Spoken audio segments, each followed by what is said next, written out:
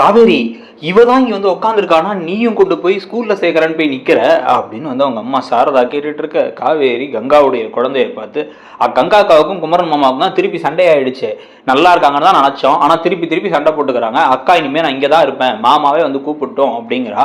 அது வரைக்கும் அவன் படிக்காமல் இருப்பாளா, அதனால தான் அந்த ஸ்கூலில் போய் சேர்க்கறதுக்கு ஃபார்ம் வாங்கிட்டு வந்தேன் அப்படின்னு சொன்னதுக்கப்புறம் நடக்க போகிற அதிரடியான ட்விஸ்ட்டுக்கான ப்ரெடிக்ஷன் தான் அது.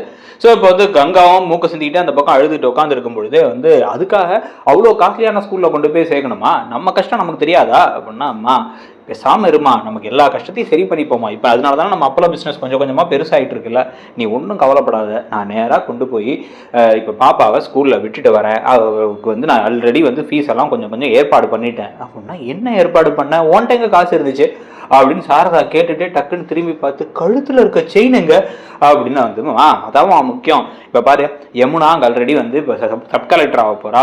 அது மட்டும் இல்லாமல் இந்த பக்கம் எப்படி இருந்தாலும் அக்காவும் மாமாவும் சீக்கிரம் சரியாயிடுவாங்க. மாமாவும் மொத்தமாக திருப்பி சென்னைக்கே கூட்டு வரலாம்னு அக்கா ஒரு பிளானில் வேறு இருக்கா. அதனால எல்லாம் பார்த்துக்கலாமா அப்படின்னு வந்து சொல்லி இப்போ காவேரி கிளம்ப.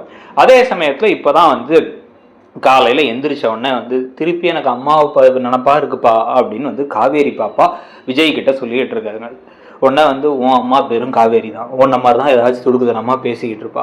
ஆனால் என்ன பண்ணுறது, அவளுக்கு நம்ம கூட சேர்ந்து இருக்கிறதுக்கு கொடுத்து வைக்கல. அவள் வந்து வேற இடத்துல இருக்கா. அவள் இருக்கிற இடத்துக்கு அப்புறமா அங்கேருந்து நம்மளை பார்க்க கண்டிப்பாக வருவா, நீ கவலைப்படாத அப்படின்ட்டு இருக்கும் போதே ஒரு கண்ணீர் வந்துடுது. அந்த சமயத்தில் அங்கே வந்த தாத்தா அப்படியே வந்து திருன்னு முழிக்கிறாரு. முழிச்சுட்டு டக்குன்னு வந்து யோசிச்சு பார்க்குறாரு, நம்ம என்ன இருந்தாலும் வந்து சாக போகிற நேரத்துலையும் வந்து நம்ம கிட்ட கல்யாணி கேட்ட ஒரே விஷயம் என்ன அப்படின்னு யோசிச்சு பார்த்தா, கல்யாணி பாட்டி இதை பாருங்க, 3 வருஷம் ஆயிடுச்சு, காவேரி இறந்ததா நினச்சா அவன் நிம்மதியாக இருக்கான். அந்த பசுபதி ராகவ் எந்த தொல்லையும் இல்லை, அவன் புள்ள உண்டு அவன் உண்டுன்னு சந்தோஷமாக இருக்கான். நம்ம பேரன் பெரிய பணக்காரனாக இருக்கிறத விட, நிறைய பிஸ்னஸ் பண்ணுறதை விட உயிரோடு இருக்கிறது தான் ரொம்ப முக்கியம். அவன் உயிரோடு இருக்கான்ல, அதுவே நமக்கு கிடச்சிருக்க பெரிய வரம் தான். அதை நீங்கள் காப்பாற்றணும். நான் இறந்தாலும் அந்த உண்மையெல்லாம் நீங்கள் வந்து சொல்லக்கூடாது அப்படிங்கும் போதே, கல்யாணி என்ன கல்யாணி இப்படிலாம் பேசுகிற அப்படின்னு தாத்தா சொல்லிகிட்டு இருக்க, நான் சொல்கிறத கேளுங்க, அதுதான் அவனுக்கு நல்லது அப்படின்னு வந்து சொல்லிடுறாங்க. சொன்னதுக்கு அப்புறமா தான் வந்து பார்த்தீங்கன்னா இங்கே வந்து உண்மையிலேயே வந்து இத்தனை நாளாக சொல்லாமல் எல்லாத்தையும் வச்சு செல்வின்னு ஒருத்தங்களை வேற கூப்பிட்டு வந்து அவங்க வேற பார்த்துக்கிட்டு இருக்கேன். இப்போ வந்து நான் இல்லைப்பா எனக்கு அம்மாவை பார்க்கணும் போல இருக்குப்பா அப்படின்னு அந்த குழந்தை திருப்பி சொல்லும் பொழுது, பார்க்கலாம் சீக்கிரமாக பார்க்கலாம் அப்படின்னா வந்து, அம்மா அட்லீஸ்ட் எப்படி இருப்பாங்கன்னு ஃபோட்டோவாச்சும் காமிங்க அப்படின்னா, கொஞ்சம் இன்னும் பெரிய பொண்ணாயிட்டும், நீ இப்போ தானே 5ஆவது, உனக்கு ஒரு 7-8 வயசு ஆகும்போது, உனக்கு 8 வயசு ஆகும்போது உனக்கு காமிக்கிறேன், 8th பர்த்டேக்கு அப்போ அம்மா கூட இருக்க மாதிரி ஃபோட்டோவை காமிக்கிறேன், அம்மா முடிஞ்ச வரைக்கும் அப்படின்னா அம்மா அப்போ வருவாங்களா, சரி அது அப்போ பேசிக்கலாம் அப்படின்னு வந்து இப்போ விஜய் சொல்லிட்டு இருக்காரு. சொல்லி எல்லாம் முடிச்சு, வா முதல்ல ஸ்கூலுக்கு கிளம்பு அப்படின்ட்டு வந்து வேகமாக சாப்பாடை ஊட்டி விட்டு வேகமாக ஸ்கூலுக்கு கிளம்ப. அப்பா எனக்கு புது ஸ்கூலுக்கு போகவே பிடிக்கலப்பா, நம்ம ஏன்பா காஞ்சிபுரத்தை வந்து இங்கே திருப்பி வந்தோம் அப்படின்னு வந்து கேட்டால், இல்லைடா அப்பாவுக்கும் வந்து இப்போ தாத்தாவுக்கும் வந்து அவங்க வீட்டில் இருக்கணும்னு மனசுக்குள்ள ஒரு ஆசை இருந்துச்சு. அது அவர் தனியாக வந்து செல்வி காட்ட சொல்லிட்டு இருக்கதை நான் வேற கவனிச்ச உடனே இப்போ தான் சரி ஓகே, நம்மளும் இத்தனை வருஷமாக தள்ளி இருந்துட்டோம், இப்போ இதான் நான் வளர்ந்த வீடு, நான் பிறந்த வீடு, அதே இடத்துல நீயும் வந்து வளரட்டும் அப்படின்னு தான் இங்கே வந்துட்டோம். உங்கள் அம்மாவுக்கும் இந்த வீடு அவ்வளோ பிடிச்ச வீடு அப்படின்னோடனே, இவ்வளோ பிடிச்ச வீடுனா ஏன்பா அம்மா வராமல் இருக்காங்க அப்படின்னா, நீ வருவாங்க வா அப்படின்ட்டு கூப்பிட்டுட்டு கிளம்புறாரு. கிளம்பும்பொழுதே வந்து தாத்தாவை பார்த்து கண்ணெல்லாம் கலங்கிட்டு இருக்க. இப்போ விஜய் என்ன பண்ணுறாருன்னா வந்து வேகமாக கிளப்பி விட்டு ஸ்கூல் யூனிஃபார்மை போட்டு விட்டு காவேரி பாப்பாவை கூப்பிட்டுட்டு ஸ்கூலுக்கு கிளம்புறாரு. ஸ்கூலுக்கு கிளம்பி ஸ்கூலில் கொண்டு போய் விட்டதுக்கப்புறமா சாயங்காலம் நான் அவனை பிக் பண்ண வந்துடுறேன் அப்படின்னு வந்து சொல்லிடுறாரு. அதே சமயத்தில் இவர் கிளம்பி போகும்பொழுதே ஒரு ஆட்டோ வந்து நிற்குது. ஆட்டோவில் இருந்து காவேரி இறங்கி வந்து, காவேரி என்ன பண்ணுறாங்க அப்படின்னா வந்து கங்காவுடைய பாப்பா, அந்த பாப்பாவையும் ஸ்கூலுக்கு அனுப்புனா, சித்தி புது ஸ்கூல் எனக்கு பயமாக இருக்குது, இது வேறு இங்கே எல்லாருமே வந்து ரொம்ப இங்கிலீஷில் பேசுவாங்கன்னாங்க அப்படின்னா, உனக்கு என்ன இங்கே குறை, நான் உனக்கு எவ்வளோ சொல்லி கொடுத்துருக்கேன், போய் நீ சாம வந்து ஹாய் அப்படின்னு சொல்லிட்டு பேச ஆரம்பிச்சிடு அப்படின்னு வந்து அவங்களே அனுப்பிவிடுறாங்க. அனுப்பிட்டு சாயங்காலம் சித்தியே வந்து அவனை கூப்பிட்டுக்கிறேன் அப்படின்னா, அம்மா வர வேணாம், நீ வா, நீ வந்தால் தான் ஜாலியாக இருக்கும் அப்படிங்கிறது அந்த குழந்தையும்.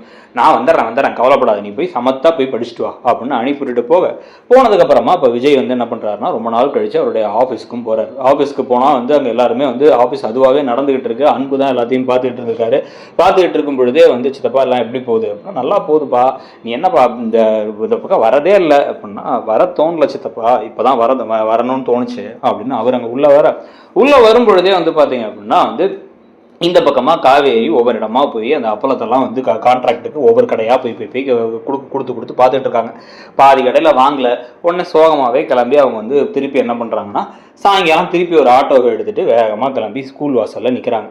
அப்பதான் ஸ்கூல்ல இருந்து வெளில வரும்பொழுது என்ன ஆகுது அப்படின்னு வந்து பார்த்தா ஒரு 2 பசங்க ஒரு 2 பொண்ணுங்க சேர்ந்து ஒரு கேங்கா இருக்கவங்க என்ன பண்றாங்க அப்படின்னா இந்த பக்கமா வந்து விஜயுடைய குழந்தை காவேரியை போய் வந்து வம்பிழுக்கிறாங்க. நீ தான் புதுசா என்ன ஸ்நாக்ஸ் கொண்டு வந்திருக்கியா, ஸ்நாக்ஸ் எங்கள்கிட்ட கொடு அப்படின்னு அந்த வம்பிழுத்துக்கிட்டு இருக்கும் போதே வந்து அதெல்லாம் கொடுக்க மாட்டேன், அது ஏன் ஸ்நாக்ஸ், எங்க அப்பா என்னதான் சாப்பிட சொன்னாங்க அப்படிங்கும் போது ஏன் கொடுக்க மாட்டியா நீ கொடு அப்படின்னு அதை புடுங்கும் பொழுது டக்குன்னு ஒரு கை வைக்கிறாங்க. யாருன்னு பார்த்தா இந்த பக்கம் வந்து கங்காவோட குழந்தை கை வைக்குது. ஏய் ஒழுங்கா அவ ஸ்நாக்ஸ் அவள்கிட்ட கொடு, அவ ஸ்நாக்ஸ் அப்படின்னு வந்து பேச, என்ன நீ யாரு புதுசா வந்து ஓவரா பேசுற அப்படிங்கும் பொழுது இவங்க 2 பேரும் சேர்ந்து அவங்க எல்லாத்தையும் பிடிச்சி தள்ளி விட்டுட்டு ஸ்நாக்ஸை தூக்கிட்டு ஓடி வராங்க.